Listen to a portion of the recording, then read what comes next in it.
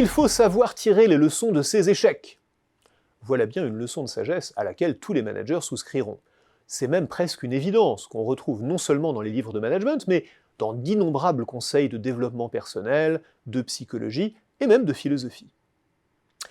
Il y a bien sûr, dans cette remarque, une grande logique. D'abord, quitte à se planter, autant en retirer quelque chose plutôt que seulement de l'amertume. Tirer les enseignements de l'échec, ça aide à mieux rebondir. Pour ça, d'ailleurs, le plus vite est le mieux, c'est le fameux fail fast des startups qui testent très vite un modèle pour en changer quand elles s'aperçoivent qu'il ne fonctionne pas. Ensuite, nous disent les moralistes, l'expérience de l'échec forge le caractère. C'est en échouant qu'on apprend la persévérance, comme tous ces grands hommes qui ont connu leur traversée du désert. Savoir résister à l'adversité, tomber 7 fois et se relever 8, voilà bien des qualités indispensables aux vrais leaders. Et enfin, quand on est manager, la plupart du temps, on doit prendre des risques. Des risques justifiés, des risques calculés bien sûr, mais enfin, des risques quand même. Et celui qui prend des risques va forcément échouer de temps en temps. Fuir le risque par peur de l'échec, ce serait le plus sûr moyen de ne rien faire. Croire au contraire qu'on peut prendre des risques et réussir à tous les coups, ce serait de l'inconscience ou de l'hubris. Entre les deux, il y a la voie étroite que l'échec nous enseigne, celle de la lucidité et de l'humilité. Bref, l'échec aurait la grande vertu de nous forcer à revoir nos plans et à nous remettre nous-mêmes en question, tandis que le succès, lui, nous rendrait paresseux et complaisants. Et c'est pour cela, nous dit-on, que l'échec est bien plus formateur que le succès. On en viendrait presque à se demander pourquoi tout le monde ne va pas au bureau le matin en se disant « aujourd'hui je me plante ».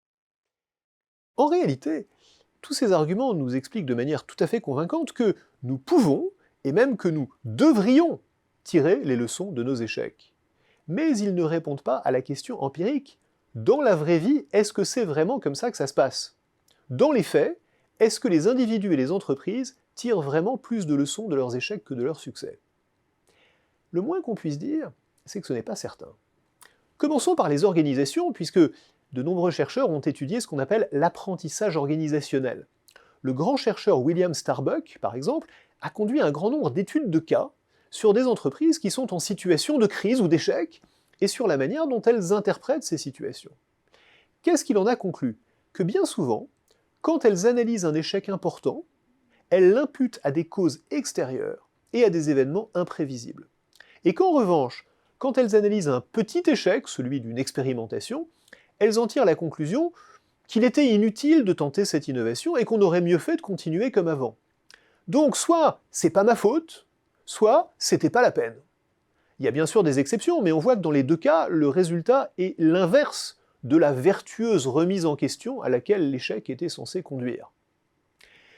Ce diagnostic pessimiste de Starbuck ne surprendra pas ceux qui connaissent les grandes organisations et leurs jeux politiques. Quand les résultats ne sont pas bons, il n'est pas rare qu'on voit les responsables d'un projet ouvrir le parapluie, voire désigner des boucs émissaires plutôt que de prendre leurs responsabilités. Mais la politique n'est pas la seule raison de ce phénomène. On le retrouve en effet au niveau individuel. Les psychologues Ayelet Fishbach et Loren Eskreis-Winkler ont conduit une série d'expériences contrôlées pour mesurer l'apprentissage sur des tâches professionnelles simples ou sur des jeux. Leur conclusion, c'est qu'on apprend plus quand on réussit que quand on échoue. La raison est simple, et d'ailleurs bien connue de tous les pédagogues. Quand on est en situation d'échec, on se sent menacé et donc on déconnecte. Quand on est encouragé par le succès, au contraire, on s'applique. Alors, est-ce qu'il faut renoncer à apprendre de ses échecs? Non, bien sûr. Mais si les succès peuvent être aussi riches d'enseignements que les échecs, voire plus, il faut s'en servir aussi. Si l'on ne fait que célébrer le succès, c'est vrai qu'on deviendra complaisant. Mais si l'on ne fait que l'autopsie des échecs, on va se mettre en mode défensif. En fait, ce que toutes les organisations et les individus devraient faire, c'est un débriefing systématique de tous les projets. Et idéalement, mieux vaudrait que les projets en question dont on s'attache à tirer les leçons ne soient pas a priori étiquetés succès ou échec. Mieux vaudrait qu'on soit là simplement pour se demander qu'est-ce qu'on aurait pu faire différemment, qu'est-ce qu'on a appris. C'est comme cela que nous pouvons faire encore mieux qu'apprendre de nos échecs. Nous pouvons apprendre de nos expériences, de toutes nos expériences.